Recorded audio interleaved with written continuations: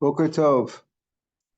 Today's daf is daf Kuf Yud in Baba Kama, as we are just a little bit over a week away from the Siyum, and we learned for Achenu Kol Beis Yisrael and Asun Ratzar V'Shivya. Says the Mishnah, goes to us a ger. We talked about this yesterday. If you steal from a ger, we're talking about a ger who has no survivors, meaning he didn't have any children after he was Megayer. V'nishbalo. And after you stole from him, you denied it, you swore falsely that you didn't steal from him, and then the ger died. Who do you pay? So the pasuk says, you pay the 125% to the kohanim, call it 120% keren v'chomesh. V'asham mizbeach, and you bring a korban asham to the mizbeach. That's what you're doing. That's what the Torah says. Meaning, we don't say that, normally if a ger dies with no children, anybody could take his assets. If he has any assets, if he has something that you found or that you had access to, nobody else comes before you, and if you grabbed it, you grabbed it. But over here, the Torah says specifically that in this case where you swore falsely to the ger and then he died, the money goes to the kohanim. Hashem takes it and gives it to the kohanim, and you have to bring a korban asham to mizbech for your kapar. Shneimar v'im ein ish goel. Plus, we quoted yesterday, if a person who you stole from and you lied to doesn't have any heirs, and who could that be? Lahashiv asham elav, to return the stolen item to him. Asham hamushav. We're going to talk about those words. Lahashiv ha'asham ha'asham. The first ha'asham means the regular payment. Asham hamushav lahashem. That refers, we'll see, to the chomesh like kohen. That goes to the kohen. Novad elik from beside the korban asham. That's the El Kippurim. That's Machashiyach HaPabola. Okay, so that's what the pasuk says. Hayamalas akesef es asham. Let's say after the ger died, okay, you said fine, you admitted, and you have to bring your money to the Beis Hamikdash. You bring to the kohanim. Hayamalas akesef es asham umeis, and then the person, the ganaf, the gazlan rather, we'll call him the gazlan, who stole the money, and now he admits that he had lied and stolen it and lied, etc. And now, unfortunately, the ger died, so you can't return it to him. He brings the money to the Beis Hamikdash, and on the way, he died on the way. Now, what do you do? What do you do? He can't. He's dead already, so he doesn't have any kapara. Once you're dead, there's ain't kapara l'mesim. So what do you do? Akesef nasan levanav. So the money belongs to his own children. There's no point in giving it to the kohanim. When you give it to the kohanim, that's part of your kapara. You return what you stole, and you bring a korban asham together, that gives you a kapara. But if the man's dead, there's no kapara. So the money instead goes to the gazlan's own children. Va'asham, what do you do with the asham? Was already declared to be a korban, was already holy korban. What do you do with a korban chatas or asham? If the owner dies, well, the chatas, you let it die. You lock it up in the barn and you let it die. You starve it to death. That's a halach l'moshe misina. Even though we have a rule, there's another the oraisa of that you're not allowed to cause pain to animals, sar balachayim. However, this is a special thing in the Torah. Now the asham, as we'll see, the rule of the asham is if the owner dies, you wait till it gets a mum, and then you sell it, right? You sell it, then you can be poted for money, and you take the money and you bring a korban to the mizbeach. That way, you use it for karbanos olas on the mizbeach. So in this case also, the asham was already designated as a korban. The money, fine, is designated to give to kohanim, but that's for kapara. You don't need it anymore. So you give it to his kids. The asham, you can't, once it's holy, you can't take away its holiness. You can't remove it. Therefore, Yirach should say you wait till it gets mumbi machar and sold the people and the money is used for a korban olah. Let's say nasan akesef lanshe mishmar umeis. Okay, now let's say the mishnah nasan akesef lanshe mishmar meis and pirush meis kodem shekriv korban. Let's say he gave the money to the kohanim in that shift. He gave it to them, and then he died. So then, any yorshim yichon lo tziviyadam. Can the yorshim take the money back after all the man's dead? Now he doesn't need a kapar. No, once he gave it to the kohanim, it's there. Shneimar v'isha sheitnu la'kohen lo yeh. Once you give something to the kohen, it stays with him. Yesterday we used that pasuk that even if a kohen brings a korban, but then he shares it with the other kohanim, can't take it back. And here the same idea. Once you give it to the kohanim, it's theirs. Now, nasan akesef li'or, there were 20. We mentioned yesterday there were 24 different shifts in the Beis Hamikdash. The kohanim were divided among 24, let's say, different families. And let's say he gave the money to the first shift, Yeho Yariv, and there was a large amount of that family was very large, and that was the first shift for Asham Liyadaya, and then he gave the carbon Asham to the second shift, which was headed by Yadaya. It was they had the names of the leaders of the families. The Yoyarav was the first one, Yadaya was the second one, and so on. So let's say you gave the money to the first one, to the first shift, and the Asham to the second shift. So you could do it that way. That's okay, as long as the money was there before you brought the Asham. Asham, let's say you did it reverse. If you gave the Asham first to the first shift, and then afterwards a Kesef Liyadai, and then afterwards, let's say the next week, because each shift usually was for a week. Let's say the next shift you gave the money to the second shift a week later. Im Kaima Asham, if the Asham is still around, it still exists, it hasn't been brought as a carbon, so then Yakirubi and Yadaya. Now Yadaya is in charge of the shift in the second week. You've given them the money, and the carbon that was given to you is still there, so they could be makravit, and that's not a problem because they have the money. Then you can bring the carbon. Low, if it's not there anymore, you got to bring another Asham. In other words, you can't bring the Asham if the money wasn't returned first. So if you gave the Asham and it wasn't sacrificed first, and then you gave the money, fine, that's okay. They have the money now, then you can bring the Asham. But if the Asham was sacrificed before the money was given, then you're not Yosei. Shah, maybe if you return your money, you return the money ad shelo hevi hashamo yatsa. If you brought the money first, that's yatsa, meaning that's the way you're supposed to do. You're supposed to bring the money before the asham. Hevi hashamo ad shelo hevi hasham. But if you gave the asham, you were makr of the carbon. Doesn't just mean hevi, you brought it to them. They were makr of the asham before they returned the money lo yatsa, based on the pasuk, because the pasuk says that milvad asham, you're supposed to give the money besides the asham that you bring later on. You brought it already. You have to bring another Asham. You were not Yosei with that Asham. It was already done. In other words, if the first week, let's say you brought the Asham the first week and you hadn't returned the money yet, and they were makar of the Asham, they brought the carbon. What do you do with an Asham? You makar of it. You do shchita kabal lachas rika, and the carbon get to eat the meat. Okay, but you haven't returned the money yet. You hadn't given back the money. The following week, when you gave the money back, well, the Asham was already done. You got to bring another Asham, because you can't bring the asham before you return the money. That's based on the pasuk. That's only as far as the main money is concerned, the principal. But let's say you gave the principal, you didn't add on, the chomesh you didn't give yet. That's not ma'akev. So as long as you gave the money, you can bring now the asham, even though you haven't brought the extra chomesh, the extra 20 or 25%. Tan Rabbanim, asham zekar. Now, what does the pasuk say? Let's review that pasuk again because it's important.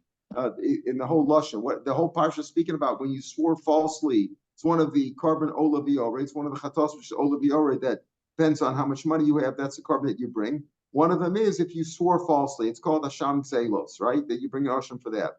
And when do you bring the carbon? When you swore falsely about having stolen something from somebody, then you admitted this vadu es chatam sherasu. The heishav es ashama barosha. We'll see what that means. You return the asham barosha. Barosha means the principal amount. You had 25%, or 20%, you had 20%, which is really 25% from the whole amount. The nasma you give it to him. And then it says, if the guy doesn't have any, there's nobody to return it to, meaning he has nobody, there's no heirs. Who could that be? If he said it's only a ger, that's the only possibility with a ger, because everybody else has relatives one way or another. Then it says, so here the Bryce is like this, the beginning of the Gemara. Tanarabanan, 3 lines into the wide lines of the Gemara. Tanarabanan, Ashem Zekeret. When it says V'heishiv es Ashamo Barosho, is Ashem mean the carbon Ashem, or it means the principal money, the money that you stole, or whatever, the item that you stole, that's its value is the principal. Ashem Zekeret, that's the Karen. Hamushav Zechomesh. So it says V'heishiv es Asham Barosho, V'heishiv es Ashamo. Then it says Veishav as Hashamo, that's the principle, and then it says the main ish goer lahashiv ha'asham elav. You have nothing to return it to that asham. The same asham as the previous passage refers to the Karen.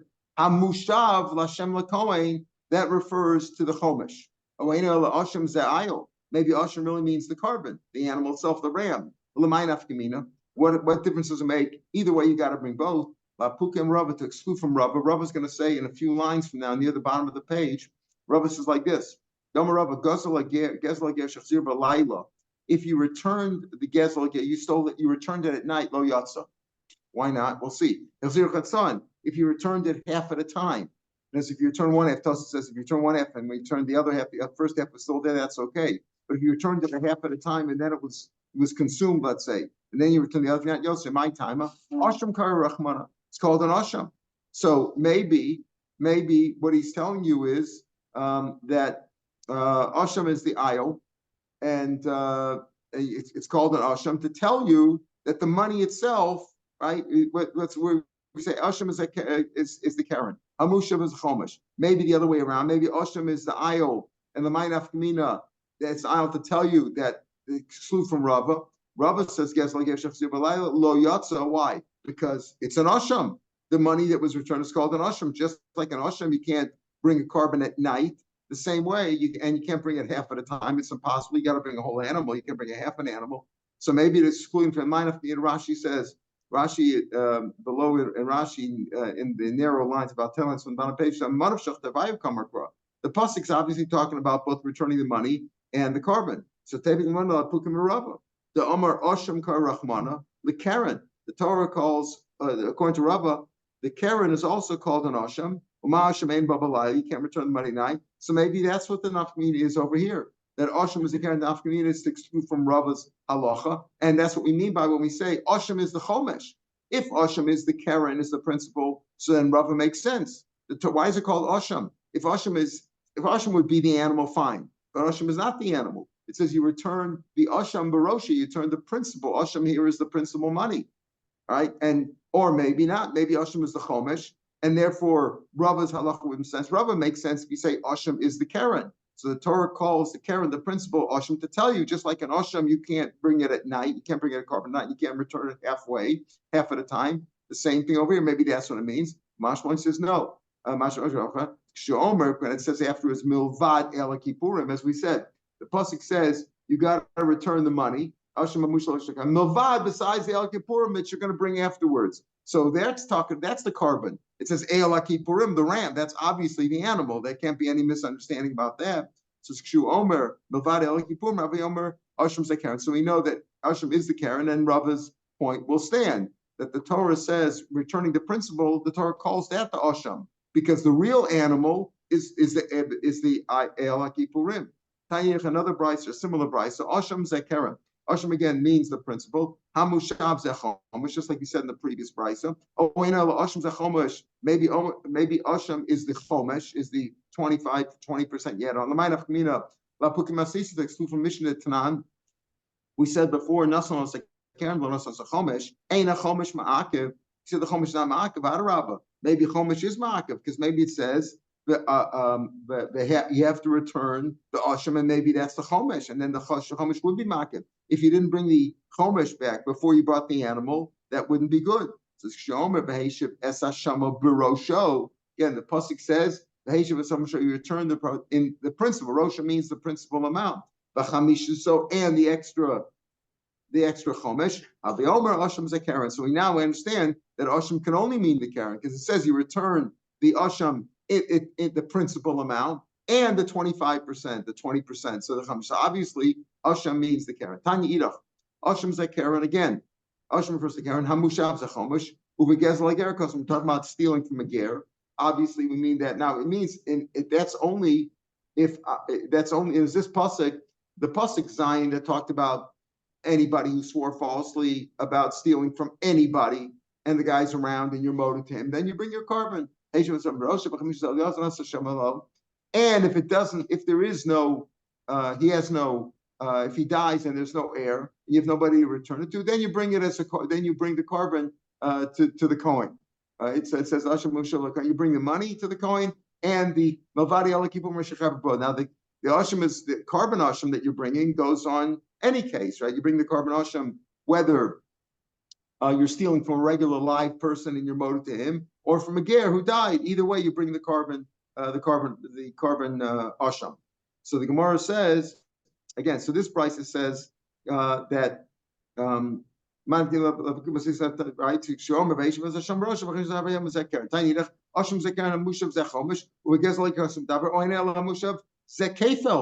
Maybe we're not talking about a case where you robbed somebody, but rather where you stole it from them, you burgled it from them, you were a thief, you stole it in the middle of the night. And we're talking about kefil. In other words, are we talking about a case of gezel ager, where you robbed it from him and then denied it? Oh, enu el hamushav ze kefil. We're not talking about a case of robbery. We're talking about a case of thievery. We're talking about where you burgled it from the ger, and then you'd have to pay double when you were found out. So again, since it says you return the principal and a chomesh, because we're talking about money that's paid the principal, not double, not where you pay double, but where you pay the basic principal. So we're speaking about the case of gezel ger, not genevus ger. Gufam Rava. Let's go back. We mentioned Rava before. Gezel ger shachziru b'layla. If you returned it at night, lo yotza. You're not yotza if you returned it at night. In other words, you got to go back and take it back from him, and then return it the next day. Apparently, right? That's what. Right. If you get it back to him, give it back to him again. Get it back. You're not yotze. You got to give it back again. You're not yotze. If you returned it half at a time, you're not yotze. When you returned the second half, the first half was already consumed. You're not yotze. My time. Even though you were talking about the money, the coach calls it an asham. An asham cannot be brought at night or halfway. Another thing is that listen to this. Let's say you stole something from Meger, and then he died. After you admitted it, and he died, and you have to pay again. You have to pay the money to the kohanim, to the shift, or whichever kohanim are working that shift, and you bring a korban asham. It says if there's not enough money that every kohen in the shift will get at least a pruta, you're not yotzi yachol. Kohen for each and every kohen in the shift, you're not yotzi yachol. And Rashi says you have to add on some more money. You got to add on from your own emosel v'shelo adlashim. You have to be mashal kohen. My time it'll say ha'asham amushav. The asham, again, the principal amushav, which is going to be returned. Actually, asham will call coin to coin. Everybody has to get some money back. As many as there are, different families, depends on the family. If there were 1,000, you got to make sure there's 1,000 prutas. So you got to make sure it's for each and every one. That's his point, because it says here again, he emphasizes the word asham. Money's called an asham, so it's like an asham. Can't be brought at night, can't be brought halfway. It says hamushav. It's got to be able to be returned. You have to have hashava to each and every one. Like you have to go beyond just what you stole. You got to return. Make sure that there's a penny for each and every coin on that ship. That's your obligation. Boy, Rava. Okay, so let's say there's not enough for the big family. The first shift was Yehoyariv, who was a lot of people there. Maybe they had 10,000 Kohanim there. And there is enough for Yedaiah, which was a much smaller family. So, Ma, what do you say? So, how did it work out? What are the details? If you gave it to Yedaiah in the Mishmeres, in the shift of Yedaiah, of course, what's the problem? There's enough for each and every coin on the ship. So let's read. We're not talking about case. The you gave it to Yoyarv. You knew Yoyarv was a big family, so you gave it to Yedaiah. And during the shift of Yehoyarv, you say you're designated for Yedaiah, who's going to come the next week, and then there's enough money for them. My me say keep the law mishmarto. Since you can't, it's not his marriage. You can't give it back to. You can't give it to the first shift and designate it for the second shift when you gave it back when you put it in the first shift. Since it's not Yedaiah's shift the first week, you can't. I mean, they take turns every. There's 24 shifts twice a year. They have a 24 shifts, 24 weeks, 24 families, and then they do another shift for. So within a year, you get 2 shifts. You get 2 weeks of work. Me Amrina and Kivin the Lav Mishmar. Do you say since he gave it to him in the wrong Mishmar, you haven't done anything? Dilma Kivin lo Chazile. Since it's not roi for Yehoyariv, because it's not enough money to be distributed Yehoyariv because it's a bigger family. Mikol Yadakai. Originally, when you gave for Yedaiah, and that's okay. You can give it here, and so to speak, give a post-dated check. You know, I'm not giving it for this week. I'm giving it for the next week when they show up. It's like Miluim. It's like the Kohanim did Miluim, right? They went to their regular jobs afterwards, and then when they had their shift during twice a year, that's when they did their week's work. Famous question comes up like this. When it comes to korbanot, if a korban is distributed among all the Kohanim who are working that day, they all get a share and everybody gets a chance. You can't make deals and say, listen, oh, I like this animal. I'll tell you what, I'll take a bigger share of this animal. And when there's going to be a korban brought later on at 11 o'clock in the morning, I'll take a smaller share there. I'll take a smaller one here for a big one there. You don't do that. So you can't set off one against another. So what about Gezel Ger? Let's say there's a few Gezel Gers coming up. People stole from different Gerim, and they're returning it now. Can you make a deal there too and say, I'll take more of this one, less of another one? Can you set up one against another? Do you say, well, the Torah calls it, even the money itself is called an asham. Asham ain't cholk and asham can I get asham. By Kabbanis, we have a rule you can't set up one against another. Af gezel nami, af gezel ager also ain't cholk and gezel ager can I gezel. You can't do that. Odilma, gezel ager is mamona. You're returning money. It's not a carbon. Pashta, after Rav raised the question, he himself decided the question. Asham karachmana, just like he said before, the card's called an asham. You can't pay it back at night. You can't pay it back halfways. It's also called an asham, and therefore you can't set up one against another. Rav Acha Brei Rava Masnele Behedya. He learned it. Rav Acha, his son, didn't learn it that as a question and answer, but that he said beferish. Amarava kohanim ein cholkin gezel ager can I gezel ager. You can't set up one against another. My time asham karachmana because the Torah calls it an asham. By Rava. Another question that Rabba raised. When the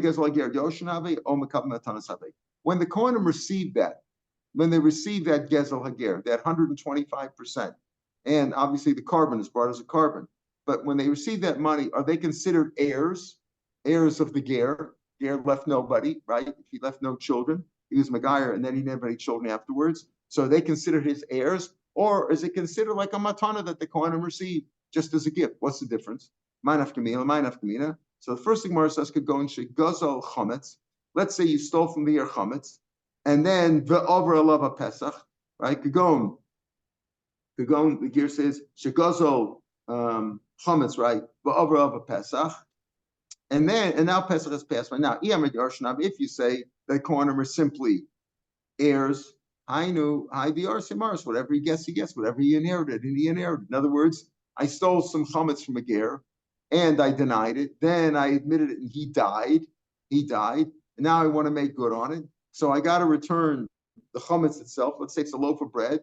Good. I'll add another 20%, but the loaf of bread I can return intact, even though Pesach has passed by. And it's chametz of Pesach. It's not worth anything. So if you say they're yorshim, fine. That's it. They get the bread as is, even though it's not worth anything. If you say no, they're simply receiving gifts. Well, matana kamar, if the Torah calls it, you have to give it as a gift. That you have to give him matana. Hashem said to give him matana. You haven't given him anything. What is this? The bread is like dust. It's worthless. So it's not a matana. How can you call that a matana? Rav Zeira says no. Even if you say that the Kohanim, when receiving this money in lieu of the ger, that Hashem said give it to the Kohanim, even if you say the matana, havu. That's not a question. That's the Torah said, give him as a gift. In other words, whether they're yorshim or whether they are accepting gifts or they're receiving gifts, it makes no difference in the case of the chametz that you outlined. Either way, Hashem said you stole chametz and you were moted to it after swearing falsely, and the ger died. Give the chametz back to the Kohanim and add 20%. And bring a carbon. Either way, whether it's a yorish or whether it's a matana, Hashem said that's what you have to eat. Whatever you stole is what you would give back. It's 20% of the value of what you stole originally. It was worth 10 shekels before Pesach, so that was it. You stole. Remember, the Gazan pays according to the time that he stole, right? So, so fine, you pay 20% of that. So add another, $2.50 or whatever. Add that to, or 2.5 shekels, whatever it is. So he says that question about the chametz wouldn't make any difference whether they're yorshim or whether they're considered receiving matan. Either way, Hashem said, whatever you stole, give back to them. Elokika me'banan. So Rav Zeira says that the question comes up this. Rabba's question is raised this way: Kagon shenafulo eser behemas beges lager. You stole a whole herd of animals from the ger, and then you denied it, and then you lied, and you lied, and you admitted it. The ger died. You got to return all those animals to the Kohanim. You have to give it to the Kohanim. So let's say this particular Kohen received 10 calves or 10 lambs or whatever it was. Right? Does he have to give meiser? Oh, lo, or not? Now here's an afkamina.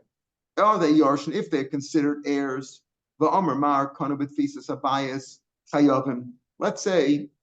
Let's say a man died and left a son, let's say 2 sons. He left more than one son, right? And the question is, what is the halacha and he left a whole farm of animals.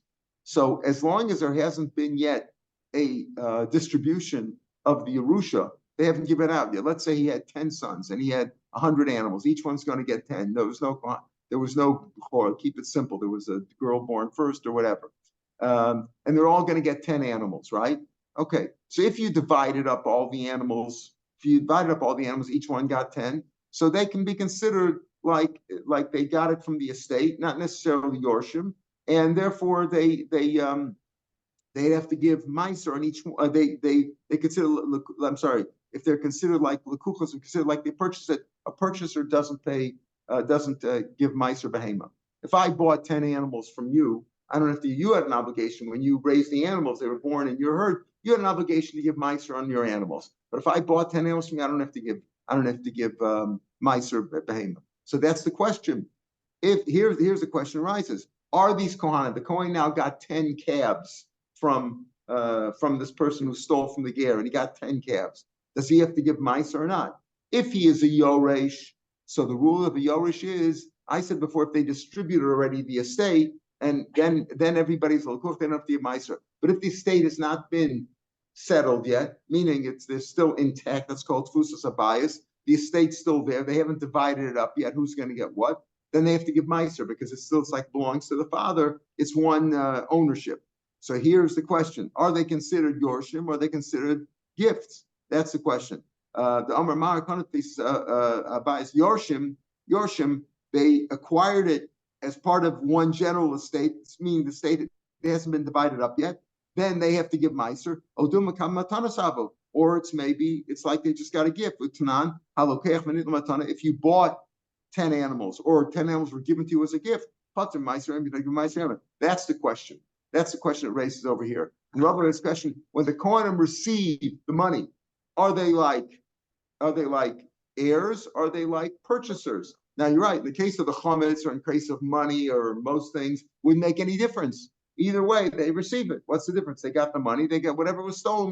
Whether it's chametz, it's not worth anything now, or whether it was cash, or whatever it was, your coat, whatever it was, it's worth nothing. It's got holes in it. We don't care. Whatever you stole is what you returned.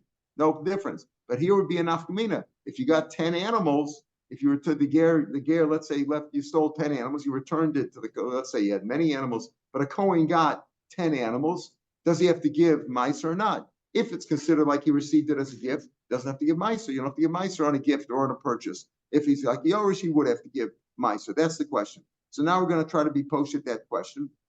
Tashma, let's prove it from here. Eser Matanas is a famous Gemara. There are 24 Matanas Kahuna. 24 Matanas Kahuna given to Aaron and his sons. They're all given the klal product klal. Rashi brings down the pasuk that talks about the klal product klal. It says the kol kodshe b'nei Yisrael, the pasuk in the midbar, kol kodshe b'nei Yisrael nesunim lamashcha. That's the klal. V'zei lecha mikoshe kodshem. That's the individual prat.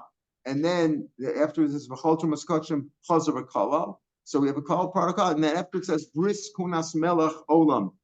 All these things were given to the kohanim with a bris melech, with a covenant of salt. Salt was considered a very stable thing because it doesn't go bad.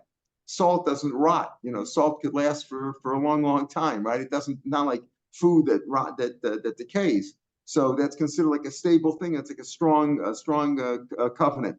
So it says all these were given to the kohanim through klal product klal. That's how it's learned out with the lachos of all of them. And bris melech, to teach you that in the first line of the wide lines in the Gemara, kol makayim, if you makayim matanos, you give the kohanim the proper matanos, kilo makayim, klalu prat, uklal ubris melech.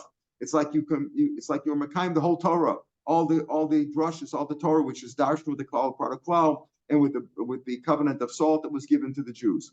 Kol over alaim, if you transgress these rules and don't give it to kohanim, kilo over al klal product klal bismel. It's like you're over against the whole Torah. But Elohim, what are these 24 matanos kohanim? Elohim, eser b'mikdash, 10 inside the base of Mikdash, means inside the Azara. Daled b'Yerushalayim, 4 in Yerushalayim, that's within the walls of Yerushalayim. V'eser b'gvulim, and 10 in the gvulim. And here Rashi tells us, which we know already, but here Rashi says specifically, what are the gvulim? Ba'orei Eretz Yisrael. Sometimes you might think gvulim means the entire world. Here Rashi says gvulim is ba'orei Eretz Yisrael. Now what are they? Now he's going to enumerate them. Eser Mikdash, what are the 10 gifts that the kohen get in the base of Mikdash? Chatas, That's kachim. Who gets to eat kachim? Only the Kohanim, right? Chatas behema, chatas oaf. That's another one. Asham. That's another what? That's another kachim which the Kohanim eat. That's v'asham vadai. That's asham vadai. That's the 5 ashamas that we say every day. What are the 5 ashamas? Rashi tells us asham gzelos that we've been talking about when you swore falsely about stealing. Me'ilos, when you're moel, shivcha charufa, nazar mitzor. Those are the 5. Asham tali. What's asham tali? When you're not sure if you committed a sin for which, if you committed the sin, you'd be chayav achatas. Chayav achatas, like you're not sure if you ate chaylev or not. The zivchei shalmei tzibur. That's the shalmei tzibur, which what? Then we're talking about the kipsi atzeres on Shavuos, which are shlamim only kachem kalam. But this zivchei shalmei tzibur is kachem. They eat that. Log shalmei shamatzor, the leftover shemen in the log that you use for processing the mitzorah, the Kohanim get to eat that. They can use that as a condiment or whatever they want to do with it. Umosara omer. The omer is a carbon mincha. Carbon mincha. What's the word carbon mincha? It's kachim. So after you do kmitza, the rest is eaten by the Kohanim. Shtei alechem, the 2 loaves that are brought on with the kipsei atzeres on Shavuos, that's also eaten by the Kohanim. It's part of kachim. Lechem aponim, we know goes to the Kohanim, 12 loaves weekly. The shiur minchas, and the leftover part of any mincha, because that's also minchas, as we said, is kachim. Those are the 10 that are only in the azara. They have to eat this in the azara, in the walls of the base, within the walls of the Beis Hamikdash, in the chutzner of the Beis Hamikdash. That's those 10. Then there's arba b'Yerushalayim habachora, right? A bachora korban, a bachor has to be is given to the Kohanim. Now they could eat it in Yerushalayim. Of course, it's brought as in the Beis Hamikdash as a korban, but they could eat it in Yerushalayim because it's kachim kalim. But most kachim kalim, like meiser, right, or shlamim, eaten by the owner, but the bechor goes to the Kohen. Habikurim, first of the fruits of the 7 minei of Eretz Yisrael. V'hamorim and atoda ve'el nazar. Now these 2 are counted as one. Morim and atoda these are the gifts that are removed from the Torah. Rashi says chazah b'shok and arba chalos from different kinds. There's chalos for keeping chametz rebucha. They get one of each. There's 10 of each one. They get one. The Kohen get each one. And the el nazar, which also gets the zroa b'shela and the chala rokik b'chazah b'shosha. These are really kinds of shlamim, right? The Toda is a kind of shlamim, and the el nazar is also a shlam. The nazar brings an ola chatas and shlamim, and this is the shlamim. So morim and atoda, the el nazar, even though those are 2 different kabaras, one is the carbon toda, one is the shlam that the nazar brings, they're counted as one because they're very similar. Rashi explains, and the oros kachim, and the skins of the kachim. Obviously, the kachim themselves were brought as a carbon in the Beis Hamikdash, but the ore, it's given to them in Yerushalayim. Obviously, once they turn it into a coat, they can take it anywhere they want. They can travel with it, right? But it's given to them there. Oros, ola, achatos, v'osham. They said we're talking about the oros of kachim, which are given to them. Kachim kalim, the ore goes to the balam. So again, we're talking about matanas kuna. The oros of the kachim goes to the Kohanim, even though they can take it out afterwards. It's given to them in Yerushalayim. It's given to them actually in the Beis Hamikdash, but we call that Mishumachi Kachashel Bahari Anach Yerushalayim the Mutei Nechsham because it's the reason it's called. Rashi says in the 4th of the wide lines. Mishumachi Kachashel Bahari Anach. Why is it called the ones in Yerushalayim? The Mutei Nechsham Bahari Anach. It's not ones in the Gvulim. The Hani or Islam Chaybu El Yerushalayim. You have to give them in Yerushalayim. That's where kachim are processed. So why doesn't it count it with the first 10 that are in the Beis Hamikdash? Because that's where these karbanos are brought. He only counts the first 10 as things that have become puzzle if they leave the azara. The first 10 are things that have to be in the azara. Chatas peim, chatas oaf, osham, etc. Log shemen. All those things are puzzle if they're taken outside of the azara. But the coat, the hides are not puzzle. Therefore, it's counted with these 4 that are brought in Yerushalayim. It's actually 5, but he counts it as 4. V'asar, back in the Gemara, v'asar b'gvulin, and the other 10 are brought anywhere, can be given anywhere in Eretz Yisrael. What are they? Truma. Truma can be given. You give truma. You have a farm. You're growing fruits or whatever. You're growing grain. You give truma. You have oil or wine, whatever. Truma anywhere you give to the Kohen. It doesn't have to be in Yerushalayim. Truma's meiser that you give also to the Kohen. The challah that you're mafresh challah. Reishis Agay is the first fleece. V'hamatanos. Matanos refers to the Zroa, L'chaim, and Keva that are brought from regular animals, chulin, not kachim. those are also matanas kuna. So you can count them. Here, these last 10, we have 10 matanas kuna that are bought in Eretz Yisrael, that are given in Eretz Yisrael, not in the Beis Hamikdash, not in Yerushalayim. Again, Trumas Meiser Chal Reish Segez Matanas Pidyon Aben. We know Pidyon Ben goes to the Kohen. Pidyon Petach Chamor, the firstborn of the Chamor, part of a cell, goes to the Kohen. The Sada Achuza. Remember we talked about yesterday that if you're Makdish your Sada Achuza, you as a Yisrael or any Jew, Makdish your Sada Achuza, and you're not Podik, then if you're not Podik within a year, then the Kohen, the Gizbar of the Kohanim, sells it to somebody, whoever that person is, and then in Yovel, it gets distributed among the Kohanim. That's another gift that the Kohanim get. The Sada Charamim, there's two kinds of Charam. One goes to Bedek Abayis, one gives to the Kohanim. If you want to give it to the Kohanim, you give it to the Kohanim. The Gezel Hager, ours, the last one out of 24, right? We had all 24. The last one is Gezel Hager. What is Gezel Hager called? Matanos Kahuna. Look at Kari Mia Matanas. Shmamina Makam Matanas, same Shmama. So you see, it's like a gift. And therefore, they would not be, if the Kohen got from the Gezel Hager, he got 10 animals, he would not have to give mice. So he said, let's say you gave the money to the Anshe Mishmar, you've already given them the money, and then the guy died after he gave them the money. So what do? They can't get it back. Once they gave it to the Kohen, can't get it back. Says the Gemara, you see over here the kesef is machaper machsa. The money that you give back is a part. When you have to pay the money now, right? Before he died, he paid back the money or whatever he stole. And he was makdish the animal. The animals, we said, nothing you can do. Let it get a mum and you sell it, right? But if you gave back the money, you can't get it back. So you see from here that the kesef is also partially atones. Dilo machaper. If it wouldn't be machaper, havi amina mahadal yorshin. If it's not machaper, give it back to yorshin. My time, I died to the. He says because he didn't give it on the condition that he's going to die, right? If it's not machaper, so what's the point of it? And what do you mean he gave it to Khan? It was a mistake. It was given by false pretenses. If he's still alive when he gave the money, so you could say, okay, he got a partial kapara. Then he died. So his death was the rest of the kapara. But if it doesn't do any kapara at all, why can't he get the money back? Why can't his Yorshim say, listen, they only gave the money on the condition that he was going to live, that he's going to die. We didn't give it. Elo machaper, if it doesn't do anything, I might say mahadal yorshin. My time, because you could say a daita dachi if it's not going to be for a kapara, if it's not going to do anything, you're not going to give him a kapara. Kapara is only going to be the actual animal that's brought, the osham, the actual animal. If it's not going to do anything, so if it doesn't accomplish anything, then I want my money back. So you can see over here that it did accomplish something. So it's my time daita achli avle. Gemara says if that's what Abaye said, that's his memra. Whether we accept it or not is not clear because the Gemara says elamiata. So actually also chatas shemeis ba'aleh, and then designated an animal as a chatas, and then he died. Also, what do we say? You let the animal die. Why take the chul, let it go back? He wasn't mafresh on the condition he was going to die. He was only mafresh on the condition he was going to be able to bring it. Zamri chatas shemeis ba'aleh is helps the gemir. It's halachah mashma misina. You can't bring a proof from that. That's a special case. What about Oshim Shemeis Ba'alav? We said also, we should also go out to Chulin, that she wasn't mafresh on the condition that he was going to die. He was mafresh on the condition he was going to be able to bring it. So Oshim Nami Hilchik we have a Lacham Oshim Sinai that call Shabachatas Mesa, wherever an animal, the 5 animals that you let die, one of them is Chatas Shemeis Ba'alav, but Oshim Roa, by Oshim, you let it graze until it gets a mum, and then you sell it, with the money, you buy a carbanola for using it in his veil. Okay, so you can't bring a proof from those. The Gemara is asking a kasha on a by saying, what do you mean? Kesser is machaper, because if it's not machaper, let the Yorshim say, well, he only meant to give it on the condition that he was going to get something out of it. He's going to finish the kapara. Kapara, he didn't mean to bring it.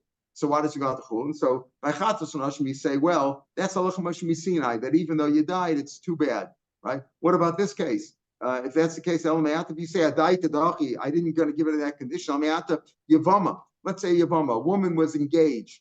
Let's say no, it wasn't being married. Tosa says he's speaking where she was engaged, and then the husband died, but no children, obviously. She should fall. She should not the name Mukoshkin. His brother was a Mukoshkin, was let's say a leper or somebody who was couldn't live with a person. Person was disgusting. Was repulsive. Let him go out with a chitza. She accepted kedushin, from her fiance who died now, on the condition that she was going to marry him. She didn't accept the condition on condition that she's going to fall yibam to his repulsive brother. Why don't you say that? Hassam, no. Hassam, an ansari that a woman would take a chance. The Melech Nechala. That's also not a proof from over there, because we can understand. We can assume that she'd be happy in Becholdu. Like Rav Shapiro says, the women, at least in those days, would rather be married to anybody, married to him. She wouldn't marry a Mukashchen, but she was. We assume that she would be happy to be Makadosh to the first guy anyway, even though there's a suffix in case he dies with no children. What are the chances he's going to die now without children? Rashi says, "L'shkados Rishon Shu Shalom." He's a normal person. He's a I'll suffix Sheim Yamus. He said, "I'll take a chance. I'm not going to. The odds are, what are the odds? He's going to die right now. I'm going to fall yim to him." So there we know that she would have accepted anyway. So you can't ask a kasha from those three cases. So Abaya's memra is not really up Geshlag. Abaya says the kesser is machaper partially, because if it wouldn't be machaper, if you didn't do anything, you could say, well, listen, I only gave the money on the condition that I was going to be able to get a kapara, I'm going to bring the osham, etc. Now that he can't do it, maybe the money should go to the So you see from there, the fact that you don't give the money back to the osham, it must be that the kesef is partially machaper. All right, we'll stop here and pick up here tomorrow from the top of the page. Have a good day, everybody, folks.